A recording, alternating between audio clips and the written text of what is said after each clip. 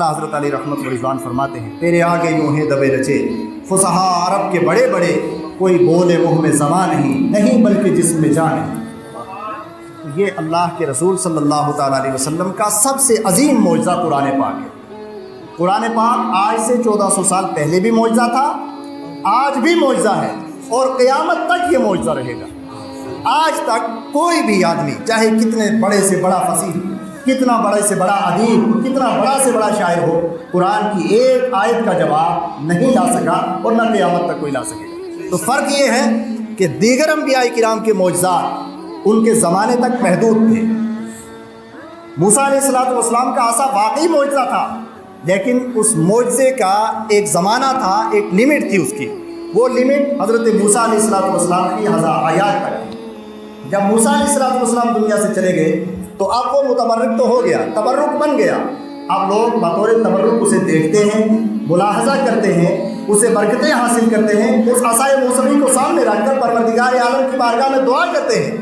لیکن قرآن اللہ کے حبیب علیہ السلام کا ایسا معجزہ ہے کہ جو صرف ظاہری حیات رسول تک ہی محدود نہیں ہے، بلکہ قیامت تک یہ معجزہ اسی طرح ہے جس طرح آج سے 1400 سال پہلے معجزہ۔ تو اس درسگاہ میں اس قرآن کو پڑھایا جاتا ہے جو اللہ کے حبیب علیہ السلام کا معجزہ ہے۔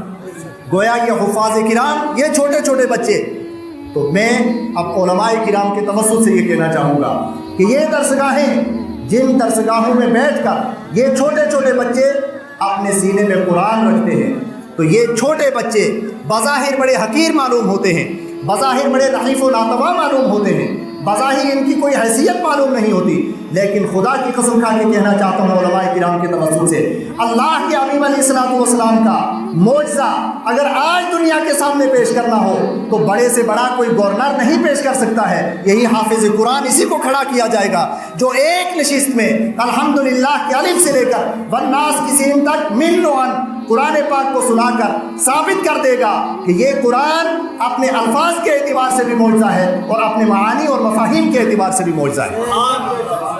تو گویا یہ حفاظ کرام کی جماعت، یہ علماء کرام کی جماعت نبی کریم علیہ السلام کا آج بھی زندہ معجزہ ہے قرآن کی سنت۔ تو میں عرض کر رہا تھا یہ قرآن ہدایت ہے ان لوگوں کے لیے جو تقوی شعار ہیں، پہلا وصف جو تقوی اختیار کرتے ہیں، اور دوسرا وصف الذین یؤمنون بالغیب، جو غیب پر ایمان رکھتے ہیں۔ یہ غیب کیا ہے؟ در حقیقت آج نبی کریم علیہ السلام کے علم کے تعلق سے دنیا میں باتیں ہوتی ہیں، جبکہ قرآن فرما رہا ہے کہ یہ قرآن ان حضرات کے لیے ہدایت ہے جو غیب پر ایمان رکھتے ہیں۔ جو غیب پر ایمان رکھنے والا نہ ہو، قرآن اس کے لیے ہدایت نہیں ہے، قرآن اس کے لیے زحمت ہے، رحمت نہیں۔ اسی لیے فرمایا گیا ہے یضل بہ کثیرا ویہدی بہ کثیرا۔ بہت سارے لوگ جو غیب پر ایمان رکھتے ہیں وہ اس قرآن کو پڑھ کے ہدایت یافتہ ہو جاتے ہیں، اور جو قرآن پر ایمان نہیں رکھتے ہیں اگرچہ بڑی خوش الحانی سے پڑھتے ہو، لیکن اس کے باوجود اگر غیب پر ایمان نہیں ہے قرآن اس کے لیے کبھی ہدایت نہیں بن سکتا ہے۔ قرآن کو بڑی خوش الحانی سے وہ پڑھ سکتا ہے، قرآن کے ذریعے اپنے آواز کا جادو جگا سکتا ہے، وہ سب کچھ کر سکتا ہے، قرآن کے مفاہیم بیان کر سکتا ہے، سب کچھ ہو سکتا ہے، لیکن اس کی زندگی کے لیے قرآن ہدایت کبھی نہیں بن سکتا۔ یہ قرآن کا فیصلہ ہے۔ الذین یؤمنون بالغیب، جو غیب پر ایمان رکھتے ہیں، قرآن انہی حضرات کے لیے باضابطہ ہدایت کا کام کرتا ہے۔ ادروائز قرآن خود رب ذوالجلال کے پیارے رسول صلی اللہ تعالیٰ علیہ وسلم نے ارشاد فرمایا، بخاری شریف کی روایت ہے کتاب الفتن کی، اللہ کے حبیب علیہ السلام نے ارشاد فرمایا ہے قرآن کے تعلق سے کہ یہ قرآن ہے کیا۔ فرمایا کہ ان قریب زمانہ آنے والا ہے اور اس میں کچھ لوگ پیدا ہوں گے، یحقر احدکم صلاتہ مع صلاتہم وصیامہ مع صیامہم ویقرؤون القرآن لا یجاوز تراقیہم۔ کہ ان قریب ایک زمانہ ہوگا جس میں لوگ آئیں گے، آپ اپنی نمازوں کو ان کی نمازوں کے سامنے بہت ہیٹ سمجھیں گے، کمزور سمجھیں گے، آپ اپنے روزوں کی حیثیت کچھ نہیں سمجھیں گے ان حضرات کے روزوں کے سامنے۔ وہ قرآن بڑی خوش الحانی سے پڑھیں گے، بڑی اچھی آواز سے، بڑے اچھے انداز سے پڑھیں گے، لیکن فرمایا گیا کہ لا یجاوز تراقیہم، قرآن ان کی گلے کی ہڈی سے نیچے نہیں اترے گا۔ گلے کی ہڈی سے نیچے دل ہوتا ہے، اور دل ایمان کی آماجگاہ ہے۔ پتہ چلا کہ قرآن ایمان تک نہیں پہنچے گا۔ جب قرآن ایمان تک نہیں پہنچے گا تو قرآن کا نور اور قرآن کی روشنی ان کے ایمان میں داخل نہیں ہوگی، لہٰذا قرآن ان کے لیے ہدایت کبھی نہیں بن سکتا۔ تو فرمایا یہ قرآن ان حضرات کے لیے، ہمارا تو دین اسلام شروع ہی غیب سے ہوتا ہے، غیب سے ہی شروع ہوتا ہے۔ ہم کلمہ پڑھتے ہیں لا الہ الا اللہ محمد رسول اللہ۔ لا الہ، یہ لا نفی جنس ہے، کوئی معبود نہیں ہے۔ آپ پوری کائنات کی گواہی دے رہے ہیں کہ پوری کائنات میں کوئی عبادت کے لائق نہیں ہے سوائے اللہ کے۔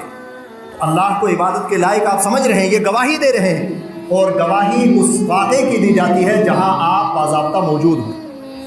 اگر آپ موجود نہیں ہیں نکاح کی مجلس میں، انہی حضرات کا رجسٹر میں نام بھی لکھا جاتا ہے جو نکاح کی مجلس میں موجود ہوں۔ جو موجود نہ ہو اس کی گواہی نہیں دی جا سکتی۔ لہٰذا آپ سے پوچھا جا سکتا ہے کہ جب آپ نے اللہ کو دیکھا نہیں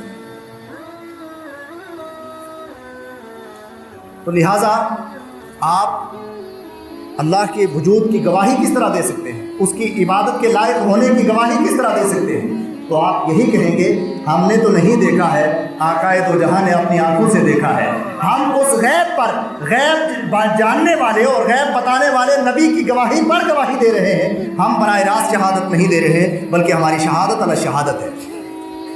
آج اسی نبی رحمت صلی اللہ تعالیٰ علیہ وسلم کے میلاد کا زمانہ وقت شروع ہو رہا ہے، اور یہ دور شروع ہو رہا ہے، اور یہ محفل نبی کونین صلی اللہ تعالیٰ علیہ وسلم کے میلاد کی محفل ہے۔ اس محفل کی نسبت دو طرح سے، ایک تو یہ کہ آج یہاں کے ادارے میں بعض طلباء نے قرآن پاک کی تکمیل کی ہے، تکمیل حفظ، انہوں نے حفظ مکمل کیا ہے۔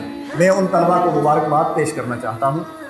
تو دو نسبتیں ہیں، ایک تو یہ کہ قرآن کی تکمیل ہوئی ہے حفظ قرآن کی، اور دوسرے یہ کہ آج کی محفل کی نسبت اللہ کے حبیب علیہ السلام کی میلاد سے۔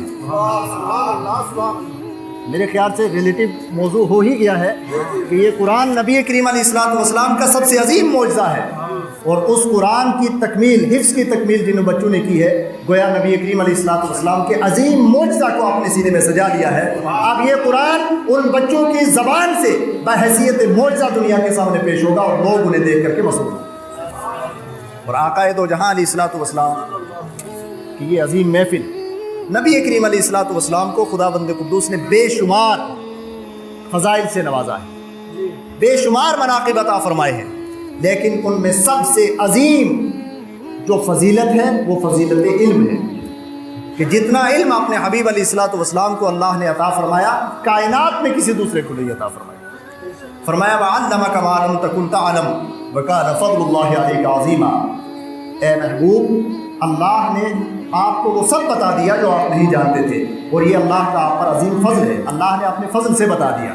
تو جس نبی کو بتانے والا پروردگار عالم ہو اور جس کو بتایا جا رہا ہو وہ نبی آخر الزمان ہو صلی اللہ علیہ وسلم، تو اب علم کتنا عطا فرمایا اور لینے والے نے کتنا لیا، یہ ایک محدود علم رکھنے والے ہمارے جیسے علماء کا کام نہیں ہے کہ ہم اپنے علم کے ذریعے نبی کے علم کو ناپیں اور اس کا باضابطہ ہم جائزہ لیں کہ کتنا عطا فرمایا تھا، کتنا نہیں عطا فرمایا تھا، کتنا دیا، کتنا نہیں دیا۔ خود معراج کی رات اللہ کے حبیب علیہ السلام ارشاد فرماتے ہیں کہ رب ذوالجلال کو میں نے رأیت ربی فی احسن صورہ، میں نے حسین جمیل صورت میں اللہ جل شانہ کو دیکھا، تو پھر خداوند قدوس نے اپنا دست کرم میرے سینے پر رکھا اور اس کی ٹھنڈک کو میں نے اپنے دل میں محسوس کیا۔ وَعَلَّمَنِي رَبِّي عُلُومًا شَتَّىٰ، اور مجھے میرے پروردگار نے مختلف قسم کے علوم عطا فرمائے۔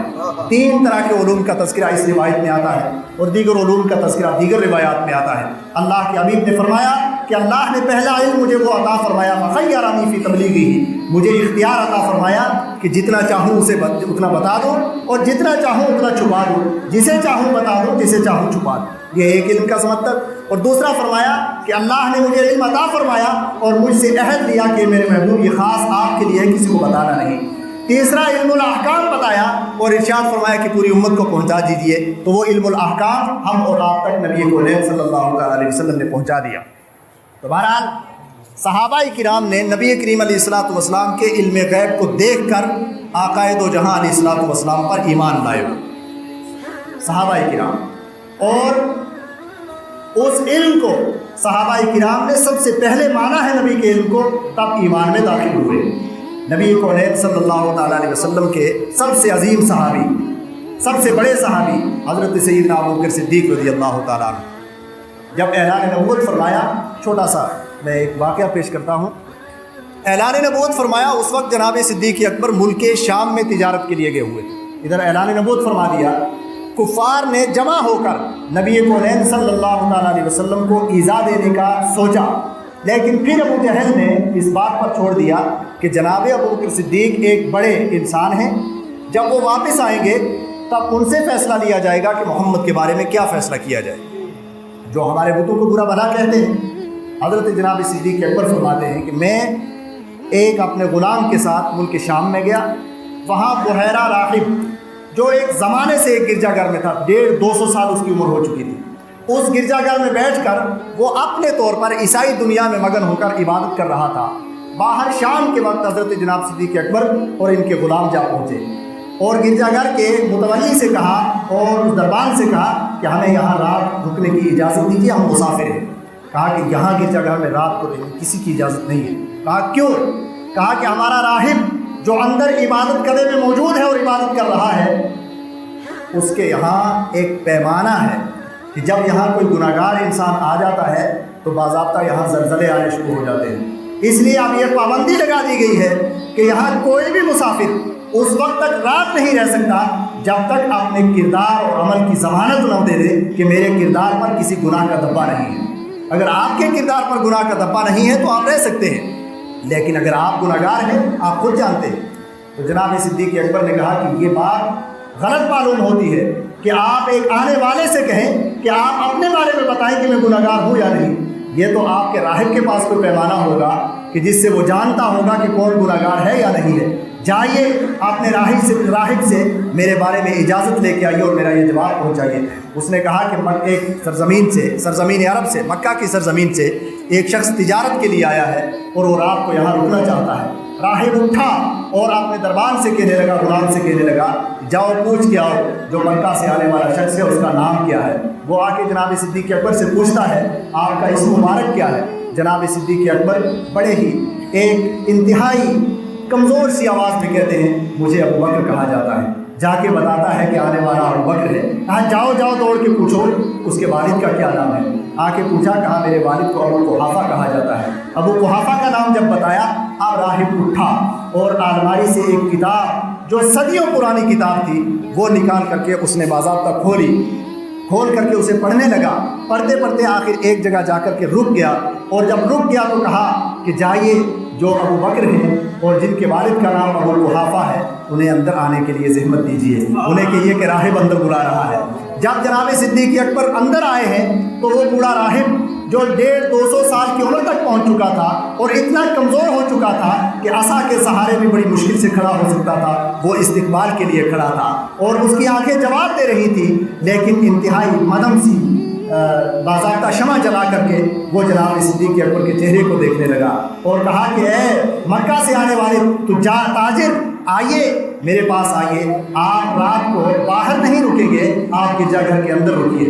जनाब सिद्दीक़ अकबर कहते हैं कि आप उसने देखा कि जब वो किताब खोली, अपनी नज़रों से किताब को भी देख रहा था और फिर वापस मेरे चेहरे पर भी देख रहा था।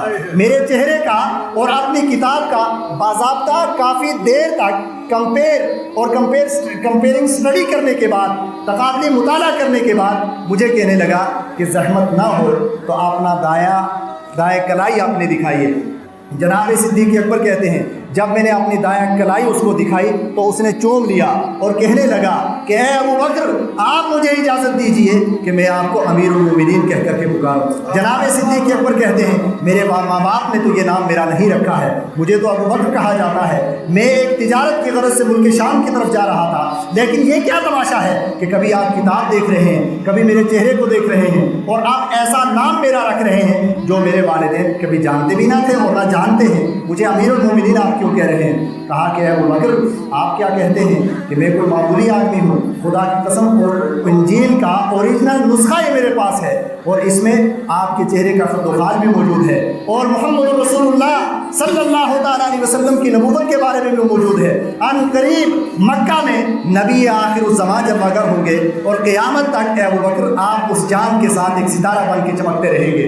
لہٰذا آپ اگر اجازت دیں تو میں یہ کہنا چاہوں گا کہ آپ کے چہرے کے خط و خال کی تو بات ہی کیا، آپ کی کلائی کا یہ معمولی سا نشان بھی ہماری کتاب میں محفوظ ہے۔ اگر عبرانی جانتے ہیں تو آپ پڑھ سکتے ہیں جناب صدیق اکبر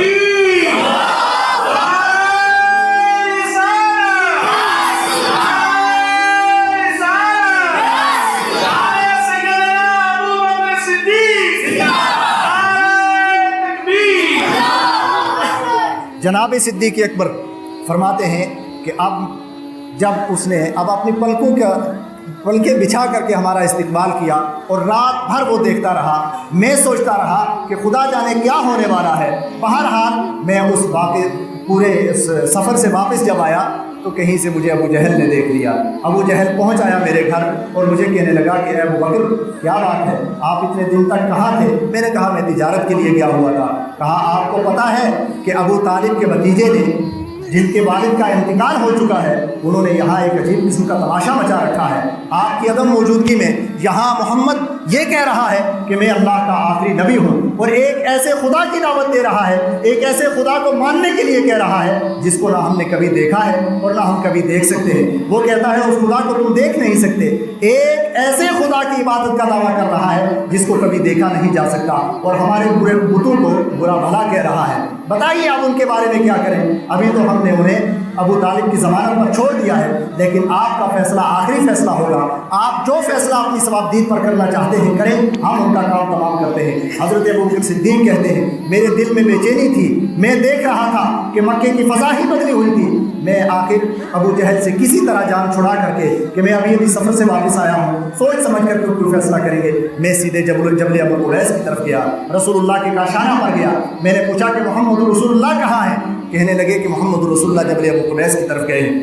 حضرت ابو بکر صدیق فرماتے ہیں جب میں نبی آخر الزمان کے قریب گیا تو میں نے دیکھا کہ ایک پتھر پر بیٹھے ہوئے اس طرح اپنی ہتھیلی پر اپنے رخسار مبارک رکھے ہوئے تھے، گویا وہ کسی آنے والے کا انتظار کر رہے ہیں۔ جیسے ہی میں پہنچا تو مجھ سے ہاتھ ملا کے کہنے لگے اے ابو بکر صدیق کہو میں اللہ کا رسول ہوں۔ تو میں نے کہا اشہد ان لا الہ الا اللہ و اشہد ان محمد رسول اللہ، لیکن مان میں نے عرض کیا یا رسول اللہ صلی اللہ تعالیٰ علیہ وسلم، نبی کو ماننے والے دو کیٹیگری میں تقسیم ہوتے ہیں۔ کچھ وہ لوگ ہوتے ہیں جو حق الیقین تک، جو علم الیقین تک کی حد تک مانتے ہیں، اور کچھ وہ لوگ ہوتے ہیں جو حق الیقین کے مرتبے پر فائز ہوتے ہیں۔ علم الیقین کے مرتبے تک تو میں نے آپ کو مان لیا کہ آپ اللہ کے نبی ہیں، لیکن میں چاہتا ہوں کہ سب سے پہلا مسلمان ہوں تو میں حق الیقین کے درجے میں جانا چاہتا ہوں۔ یا رسول اللہ اس کے لیے کوئی معجزہ دکھائیے۔ آقا دو جہاں نے ارشاد فرمایا اے ابو بکر معجزات کی ایک عظیم کائنات سے گزر کر کے اب کون سے معجزات دیکھنا چاہتے ہو؟ کیا تمہیں اپنی بے چینی یاد نہیں ہے؟ کیا وہ ملک شام کا راہب یاد نہیں ہے؟ کیا وہ رات کا سناٹا یاد نہیں ہے؟ کیا وہ اس کا کتاب کھولنا یاد نہیں ہے؟ کیا آپ کے چہرے کا مطالعہ کرنا یاد نہیں ہے؟ اے ابو بکر اب ان معجزات سے گزر کر کے پھر دیکھو جب رات آپ چٹائی پر لیٹے تھے تو رات بھر نیند نہ آ کر کے کروٹیں بدلنا یاد نہیں ہے؟ کیا مکہ تک آنا اور بے چینی میں مبتلا رہنا اپنا یاد نہیں ہے؟ ان تمام معجزات سے نکل کر کے آپ کس طرح کے معجزات تلاش کر رہے ہو؟ جناب ابو بکر صدیق عرض کرتے ہیں یا رسول اللہ صلی اللہ تعالیٰ علیہ وسلم خدا کی قسم کلیسائے راہب میں میرے اور راہب کے سوا کوئی نہیں تھا۔ جو ذات مکہ میں بیٹھ کر کے ملک شام کے حالات ملاحظہ کر رہی ہو وہ ذات اللہ کے سچے نبی کے سوا کوئی دوسری نہیں ہو سکتی۔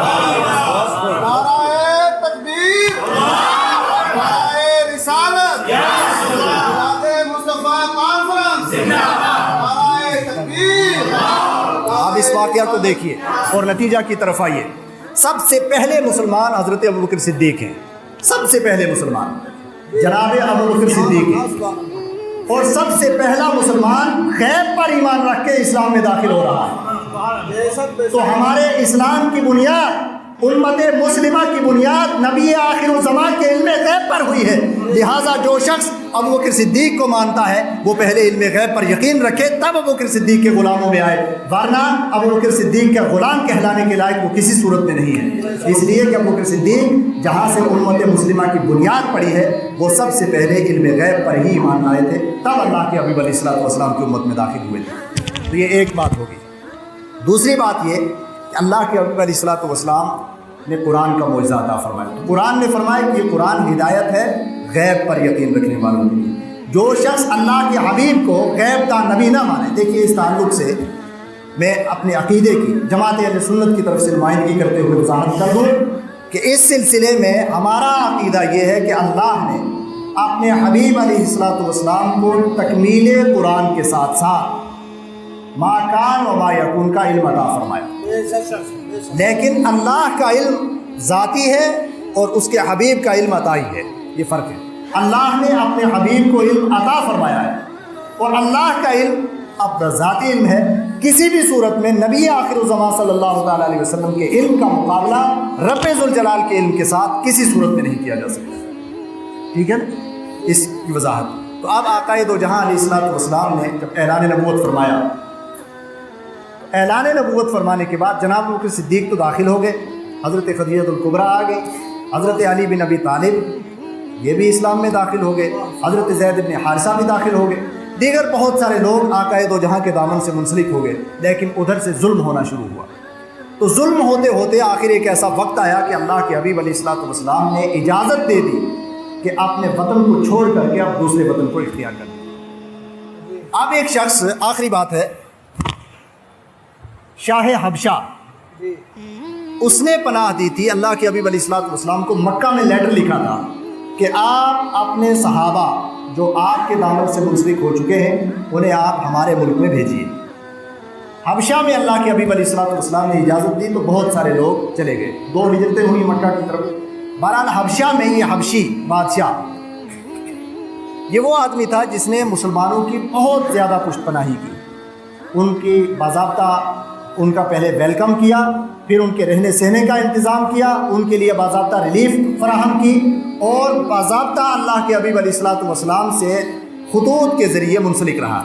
لیکن وہ زمانہ ایسا تھا کہ جس زمانے میں اپنی بادشاہی کو چھوڑ کر جانا یہ کوئی آسان کام نہیں تھا۔ اس نے باضابطہ خط لکھا تھا نبی کریم علیہ السلام کی بارگاہ میں کہ یا رسول اللہ، میں آپ کو مان چکا ہوں، آپ اللہ کے آخری نبی ہیں، لیکن میں اپنے ملک کے حالات کی بنیاد پر آپ کی بارگاہ میں حاضر نہیں ہو سکتا، جب ملک کے حالات درست ہو جائیں گے تو میں حاضر ہو جاؤں گا۔ نبی کریم علیہ السلام، اچھا یہی وہ حبشی بادشاہ تھا کہ جب حضرت ام حبیبہ رضی اللہ تعالیٰ عنہ کے شوہر کا انتقال ہو گیا حبشہ میں، یہ حبشہ میں تھی، ان کے والد جناب ابو سفیان تھے، اس وقت حضرت ابو سفیان ایمان نہیں لائے تھے، اللہ کے حبیب علیہ السلام کے بڑے کٹر دشمن ہوئے تھے، حضرت امیر معاویہ کے والد۔ تو ان کی بیٹی، ان کے خاندان سے صرف حضرت عثمان ابن عفان اور حضرت ام حبیبہ 2 ہی شخص مسلمان ہوئے تھے، یہ ہجرت کر کے گئیں۔ تو ان کے شوہر وہیں حبشہ میں نصرانی ہو کر کے انتقال کر گئے، شوہر ان کا، تو یہ سخت پریشان ہوئی۔ تو انہوں نے 2 خواب بھی دیکھے، میں ان کا تذکرہ نہیں کروں گا، لیکن جب پتہ چلا انہیں تو انہوں نے ایک مرثیہ، ایک باضابطہ ایک قصیدہ لکھا تھا، اور اس قصیدے میں لکھا تھا اللہ کے حبیب علیہ السلام کو، یا رسول اللہ، ام حبیبہ نے اپنے والد کو چھوڑا صرف آپ کے لیے چھوڑا تھا، اپنے خاندان کو چھوڑا تو آپ کے لیے چھوڑا تھا، اپنے گھر بار کو چھوڑا تو آپ کے دامن سے منسلک ہوئی تھی، اب میرا دنیا میں کوئی نہیں رہا ہے، خدا کی بارگاہ میں دعا کریں کہ اللہ تعالیٰ مجھے اپنے خاندان میں لوٹنے سے پہلے مجھے موت عطا فرما دیں۔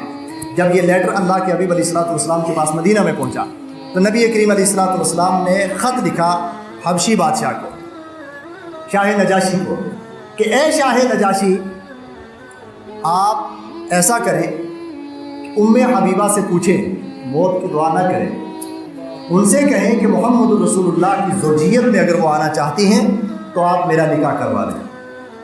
حضرت ام حبیبہ سے جب پوچھا گیا تو حضرت ام حبیبہ نے رو پڑی اور عرض کرنے لگی کہ اے حبشی بادشاہ، اللہ کے حبیب علیہ السلام مجھے اپنی زوجیت میں قبول فرمائیں۔ ام حبیبہ کی کیا مجال کہ وہ انکار کرے، لہٰذا میں نے موت کی دعا بھی کی ہوئی ہے، لیکن جلدی جلدی میرا نکاح کر لیجئے تاکہ ہو سکتا ہے میری موت کی دعا قبول ہو جائے تو موت آنے سے پہلے پہلے میں زوجیت رسول میں چلی جاؤں۔ قیامت کے دن تو ازواج مطہرات کے زمرے میں اٹھوں۔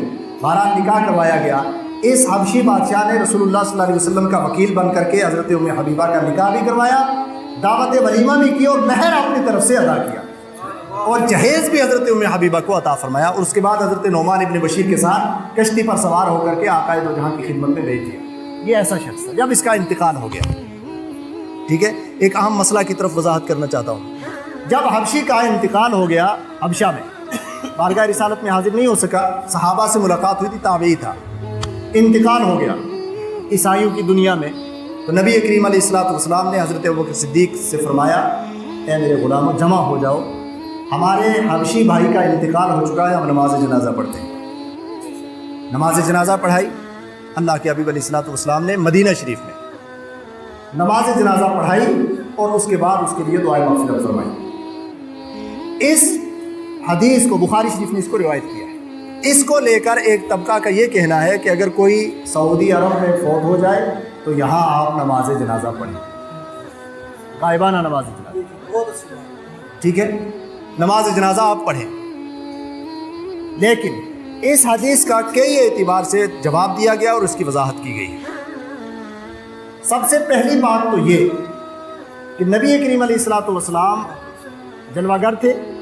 ایک عورت جو آقا دو جہاں علیہ الصلوۃ والسلام کے لیے دہی اور پنیر بھیجا کرتی تھی، اطراف و جوانب سے، مدینہ کے اطراف میں رہتی تھی، وہاں سے دہی اور پنیر بھیجا کرتی تھی۔ 5-6 دن ہو گئے وہ عورت اللہ کے حبیب علیہ الصلوۃ والسلام کے پاس، اس کا تحفہ نہیں آیا۔ آقا دو جہاں نے دریافت فرمایا کہ کیا وجہ ہے، وہ بیمار ہو گئی ہے کیا؟ تو حضرت عمر نے عرض کیا، یا رسول اللہ صلی اللہ علیہ وسلم اس کا انتقال ہو چکا ہے، فلاں دن اس کا انتقال ہو گیا۔ آقا نے فرمایا کہ مجھے کیوں نہیں بتایا؟ تو حضرت عمر عرض کرتے، یا رسول اللہ صلی اللہ علیہ وسلم، آپ کے نائب اور خلیفہ ابوبکر صدیق موجود تھے، رات کے وقت انتقال ہوا، تو ہم نے مناسب نہ سمجھا کہ آپ کو یہاں سے تکلیف دیں کہ آپ وہاں چلیں، تو لہٰذا ابوبکر صدیق کو ہم نے آگے کیا، انہوں نے نماز جنازہ ادا کی، ہم نے دفن کر دیا۔ آقا دو جہاں علیہ الصلوۃ والسلام نے ارشاد فرمایا کہ میرے صحابہ، تمہیں پتہ نہیں کہ محمد الرسول اللہ جس شخص کی نماز جنازہ پڑھ دے وہ جنتی ہوتا ہے۔ لہٰذا میرے محبین میں سے اگر کسی کا انتقال مدینہ کے اطراف و جوانب میں ہو تو مجھے بتا دیا کرے، میں اپنی جان پر تکلیف برداشت کر لوں گا، لیکن نماز جنازہ پڑھ کے اپنے امتی کو جنتی بنا کے ضرور رہوں۔ اب سوال یہ پیدا ہوتا ہے کہ اگر نماز جنازہ غائبانہ جائز ہوتی تو آقا یہ ارشاد فرماتے کہ اے ابوبکر یا اے عمر، جب اس کا انتقال ہوا تھا تو مجھے کہتے، اگر میں وہاں تک نہ جا سکتا، آپ کہتے ہیں کہ مجھے تکلیف ہوتی، تو میں یہیں کھڑے ہو کر کے نماز جنازہ پڑھتا اور اسے دفن کر دیا۔ ایسا کچھ نہیں ہے۔ آقا نے فرمایا کہ میں وہاں جا کے نماز جنازہ پڑھتا۔ اس کے علاوہ بے شمار صحابہ کا انتقال مختلف غزوات میں ہوا، بلکہ خود حضرت عبداللہ ابن رواحہ، حضرت زید ابن حارثہ اور جعفر بن ابی طالب جو انتہائی رسول اللہ صلی اللہ علیہ وسلم کے چہیتے صحابہ تھے، تینوں کا انتقال بہت دور ہوا۔ نبی کریم علیہ الصلوۃ والسلام نے مدینہ میں بیٹھ کر ان کے انتقال کی خبر بھی دی کہ اب زید ابن حارثہ کا شہید ہو چکے ہیں، اب جھنڈا حضرت عبداللہ ابن رواحہ نے اٹھایا ہے، اب وہ بھی شہید ہو چکے ہیں، اب جھنڈا اسلام کا جھنڈا جعفر بن ابی طالب نے اٹھایا ہے، اب جعفر بھی شہید ہو چکے ہیں، اب اللہ کی تلواروں میں سے ایک تلوار نے جھنڈا لیا ہے اور اللہ تعالیٰ نے اسے کامیابی عطا فرما دی ہے۔ مدینہ میں بیٹھ کر آپ کوسوں دور کی خبر دے رہے ہیں، لیکن اس کے بعد یہ نہیں ارشاد فرمایا کہ میرے 3 چہیتے صحابی شہید ہو چکے ہیں، آئیے ہم نماز جنازہ پڑھتے ہیں۔ حضرت جعفر بن ابی طالب کے گھر گئے، حضرت عبداللہ ابن جعفر بن ابی طالب کی والدہ ان کو نہلا رہی تھی، کس قدر دردناک عالم تھا۔ حضرت زید ابن حارثہ کے صاحبزادے زید ابن حارثہ کے صاحبزادے کے پاس گئے، لیکن آقا دو جہاں علیہ الصلوۃ والسلام نے دعا تو کی، لیکن یہ نہیں فرمایا کہ آئیے نماز جنازہ پڑھتے ہیں۔ حضرت جعفر بن ابی طالب جب شہید ہوئے، آقا دو جہاں منبر پر تھے اور فرمایا کہ جعفر کے دونوں بازو کٹ چکے ہیں۔ اب جعفر نے اپنی बगल में दबा करके इस्लाम के झंडे को बुलंद किया है। आप जाफर की गर्दन भी कट चुकी है। उसके बाद इरशाद फरमाया, एक रिवायत में दहलवी शरीफ ने रिवायत किया है कि आक़ाए दो जहां अलैहिस्सलातु वस्सलाम मदीना में बैठकर आसमान की तरफ देख रहे थे और इरशाद फरमा रहे थे कि मेरे जाफर के ज़ाहिरी बाजू अगरचे कट चुके हैं, लेकिन मेरा चचेरा भाई जन्नती बाजू के साथ उड़ता हुआ जन्नत की तरफ जा रहा है। आप आसमान में देख रहे थे और फरमा रहे थे कि जाफर मंडलाते हुए जन्नत की तरफ जा रहे हैं। ये पूरी मंजर कशी मदीना में बैठ के कर रहे थे, लेकिन ये नहीं इरशाद फरमाया कि आइए मेरे चहीते सहाबा का इंतकाल हो चुका है, उनकी नमाज जनाजा पढ़ते हैं।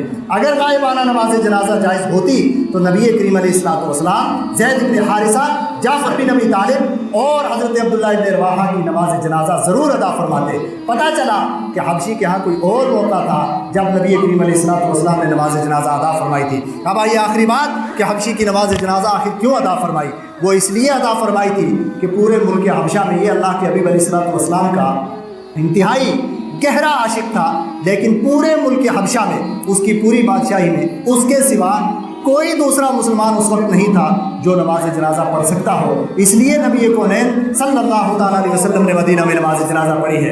अगर आज इस तरह के हालात पैदा हो जाए, किसी की निगाहों में ये दम है कि किसी बादशाही में किसी का इंतकाल हो रहा है, वो अपनी नज़र से देख सके कि बाज़ाब्ता वहाँ कोई दूसरा मुसलमान ऐसा नहीं है जो उसकी नमाज जनाजा पढ़ सकता हो, तो ऐसी सूरत में इजाज़त दी जा सकती है। लेकिन दुनिया में मोहम्मद रसूलुल्लाह सल्लल्लाहु तआला अलैहि वसल्लम की निगाहों जैसी किसी दूसरे की निगाह नहीं है, इसलिए दुनिया में किसी की ताक़त ताकत नहीं है कि वो दूर बैठ करके देख सके कि वहाँ कोई मुसलमान है या नहीं है, वहाँ नमाज जनाजा पढ़ने के लायक कोई है या नहीं है। ये तो रसूलुल्लाह की निगाहें थी। आक़ाए दो जहां ने खुद इरशाद फरमाया है, इन्नी अरा मा ला तरऊन व अस्मऊ मा ला तस्मऊन। ऐ मेरे सहाबा, जो मैं देख लेता हूँ वो तुम नहीं देख पाते, जो मैं सुनता हूँ वो तुम नहीं सुन पाते। और हज़रत अनस इब्न मालिक की रिवायत तो बड़ी ख़तरनाक रिवायत है। हज़रत अनस इब्न मालिक कहते हैं, कौन कहता है कि हबशी की नमाज जनाजा गायबाना रसूलुल्लाह सल्लल्लाहु अलैहि वसल्लम ने पढ़ी। वो फरमाते हैं, खुदा की कसम खा के कहते हैं, अगरचे रिवायत पर ज़ौफ़ का बाज़ाब्ता इल्ज़ाम लगा हुआ है, लेकिन ज़ौफ़ का इल्ज़ाम लगाने वालों का इल्म तो ज़ईफ़ हो सकता है, रसूलुल्लाह की रिवायत कभी ज़ईफ़ नहीं हो सकती है। हज़रत अनस इब्न मालिक कहते हैं, कौन कहता है कि हबशी का जनाजा गायबाना नमाज जनाजा हुई थी। हमने देखा जब रसूलुल्लाह सल्लल्लाहु अलैहि वसल्लम ने नमाज जनाजा की नीयत बांधी थी, तकबीर तहरीमा पहली तकबीर कही थी, तो हमने देखा कि फरिश्तों ने हबशी का जनाजा रसूलुल्लाह के सामने रखा। रसूलुल्लाह ने नमाज जनाजा गायबाना नहीं पढ़ी थी, बल्कि हाजिर था जनाजा, उस वक्त नमाज जनाजा अदा पढ़ी।